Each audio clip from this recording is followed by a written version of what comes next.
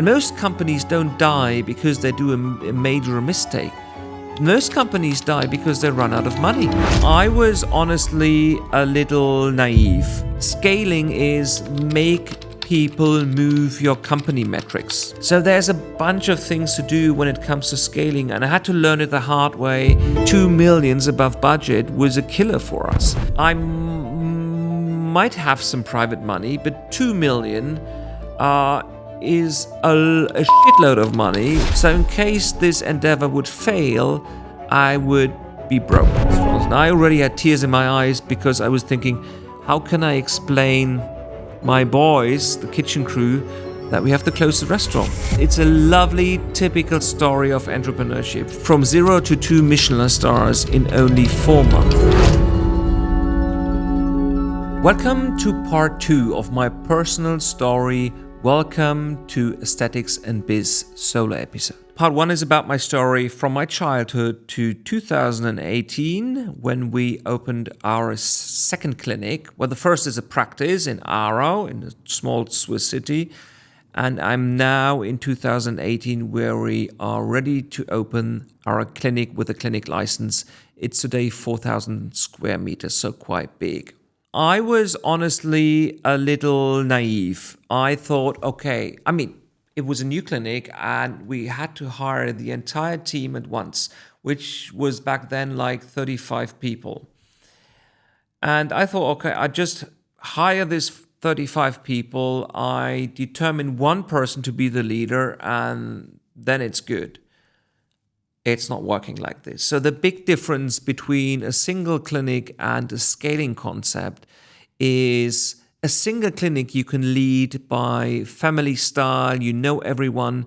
But once you want to scale and want to have multiple clinics, it's a totally different game. You need a platform. You need a leadership structure. You need a culture. You need data. You need KPIs. You have to know what are your company metrics. And scaling is make people move your company metrics. But to make them move, they have to know the company metrics, and you have to measure them, whatever it is. NPS, Net Promoter Score, there are many different ways. You need a reporting system, you need a leadership system, you need to train your people. So there's a bunch of things to do when it comes to scaling, and I had to learn it the hard way, to many failures, and I was stumbling my way, and we had a high fluctuation, and I had to really learn fast.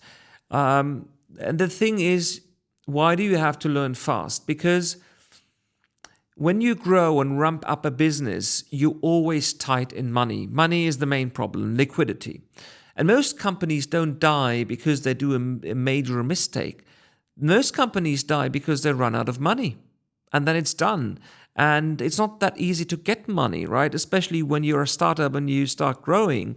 When you're stable and you have a good cash flow and good revenue and profit, whatever, then you get banks, you get money and funds from everywhere. But when you haven't proven your concept, it's very limited. So you can't allow yourself to do too many mistakes. But I learned the quick way, and we established management teams, leadership structures, culture, and so on. And one big part, by the way, is the restaurant. I'll tell the story in a second. Another big part is our leadership academy. So we train our leaders, or we do lunch and learn. So people, every week there's a lunch and learn. That means lunch is offered and someone is giving a class or lesson about whatever. Customer relation, marketing, a derm topic, medical treatments, different topics. We also have a very clear onboarding process, and we have a spirit book. So it's very clear what the company is about, what are our metrics, what is our vision, what is our purpose. And we have a clear process when people come on board. We have free lunch for most of our employees. And it's important because especially in the medical field and aesthetics, we are not like an agency or engineers or lawyers where we can say, we take off an hour during the day and go for yoga or gym.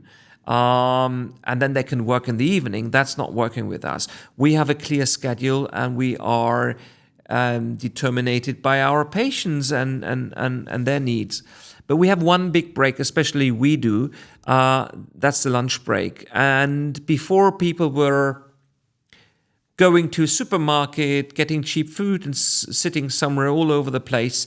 And I thought, it's sad. I think we should grab the opportunity to create some kind of culture throughout lunch. And that was the first idea of opening a restaurant. It was in the COVID crisis where I came up with this idea, having a lunch service for our people to all be together and talk about private things, laugh. And I'm always super happy if they laugh about me and bloopers I did. So it's this entire spirit of creating a company culture, and really works. It took a while. In the beginning, the restaurant wasn't really accepted by many of our employees, but nowadays it's really a big pillar of that. Let me tell you the story of this restaurant because it's special. The restaurant idea came up during COVID, and COVID was a pleasure for us. In Switzerland, we weren't that strict with lockdown, and people had money, time. They couldn't go for holidays or on holidays. They were doing a lot of Zoom calls, and that was really creating a huge demand for plastic surgery and aesthetics treatments. We were growing that fast. At the peak, we had 7 plastic surgeons employed. We had a waiting list for half a year, so it really was doing well. And I came up with the idea of the restaurant. I called a friend, Kevin, who back then was working at a Michelin star restaurant in this team. And I called him and said, would you like to do this superior canteen thing for our people here? And Kevin had a lot of time because the restaurant was closed. But he refused and said, well, it's interesting, but honestly, I worked for many years in the best hotels and restaurants in the world. I would like to at least have an additional dining service in the evening where I can go for awards. And when we talk about awards, we talk about Michelin stars mainly. And I said, Kevin, give me a few minutes or a few days. And the next day, it was literally the next day, I drove to my clinic and I walked towards the clinic and saw the clinic building. And aside of the clinic, there's a pale yellow building, and it's a historic building. It was a metal craft company. They did some stuff over there for many hundreds of years. And I called the owner of this building and asked him what's going on there. And he said, you are so welcome. We're currently searching for someone who rents it. And I called Kevin and said, we do both. We do the dining and the lunch thing. I called the architect and said, let's take over this building. We do operating theaters, we expand the clinic, we do more consultation rooms, and we do the restaurant. And one advice I would like to give you guys is never touch historic buildings. Never ever, unless you are a billionaire and you don't care about money and you just do it for passion. So I did the mistake. I touched this historical building and it ended up in a complete disaster. When you work on a historical building, the historic commission of the city shows up, and the city structure commission. So it's a nightmare, and they all were criticizing the air condition on the rooftop. I mean, we had operating theaters and restaurant. We need proper air, and this needs space on the roof, but they weren't happy with that. So we had to make it smaller. The entire planning started all over, which led to the fact that we were planning to open this building, the restaurant and the clinic expansion, in January 2022. And we also had a strategic reasoning opening then, because Michelin awards are in October. So we thought, okay, 10 months, that is enough to maybe get attention of Michelin. And so the architect showed up in December and said, we can't open in January. I have 2 bad news for you. Number 1, we have a delay of 6 months. And number 2, the costs are 2 million above budget.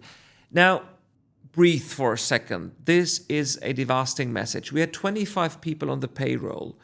We were absolutely sure we don't gain revenue in this 6 months, right? And the revenue was in the budget, and we haven't calculated 2 additional millions. And back then, 2 millions above budget was a killer for us. No chance to get this money. I called the bank, and the bank said, no way, we don't give more money, you are at your limits. The only way is you have to guarantee for the money privately. And I might have some private money, but 2 million is a shitload of money for a person like me, because most of my wealth is in the company, in the clinics. So in case this endeavor would fail, I would be broke. I would start all over. And that's not a nice feeling when you are close to 50 and you have built your company over years and you have 12 dogs. By the way, I have 12 rescue dogs, and you have a nice small house and a garden. And I was really, really devastated by then. And the entire planning with Michelin fall apart, because when we open in summer, it's only 4 months left to get attention by Michelin. And the Michelin star awards or some kinds of awards by Michelin are super important to gain traction and gain attention and people and guests. So it was a really, really, really difficult time. So then summer 2022 came and we suddenly could open the restaurant. Luckily, we didn't lay anyone off so far. I deducted my salary, major parts of my salary, so we can keep all the people in the team. And we opened the building, and the operating rooms and consultation rooms were doing well. But the restaurant, it was the middle of summer, right after the COVID pandemia, and people were traveling again. We had no outdoor area, so no one was showing up. So we had 1 guest, we had 0 guests, and 2 guests, 0 guests again. We had to close the restaurant many times. And it was super clear for me that when we don't get any attention by Michelin, we will be done. And in October, we went to Lausanne, where the Michelin Star Award show was taking place, and the global head of Michelin showed up for the award show, and all the Michelin star chefs from Switzerland were there. And we were hoping somehow that maybe we get one of the special awards, like Newcomer of the Year or something. But also that's very keen after 4 months. So he started introducing all the special awards. None of us was mentioned, not the restaurant, not one of the chefs. Then they started with the 1 Michelin star awards. We had not realistic hope, but a tiny maybe. We weren't amongst the 1 Michelin star restaurants. And I already had tears in my eyes, because I was thinking, how can I explain my boys, the kitchen crew, that we have to close the restaurant?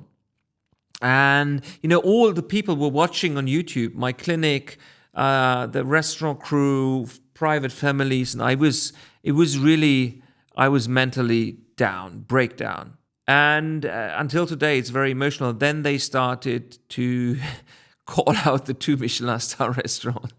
And I remember exactly the wording. Straight to 2 stars, skins the restaurant. I can't describe this moment. It's a lovely, typical story of entrepreneurship, from super downs to major highs. And you can see the video on Instagram. You can see me cry, we scream. You can see all the people watching screaming. It's pure emotion. And never before in history a restaurant was awarded from 0 to 2 Michelin stars in only 4 months. It's incredible. And guess what? Since then, restaurant is fully booked, far in advance. We just recently had an event. Marlon, my podcast guy sitting here, he was there, just told me it was marvelous, was super. So yeah, that's a great success story, and our people eat there. So yeah. And with these kind of achievements, new opportunities show up, and I was invited to be an investor on Shark Tank, which is great fun, and I invest in startups. But this story about the restaurant in 2022 is not the only failure in 2022. Let me tell you the story in our next special of Aesthetics and Biz. Tune in.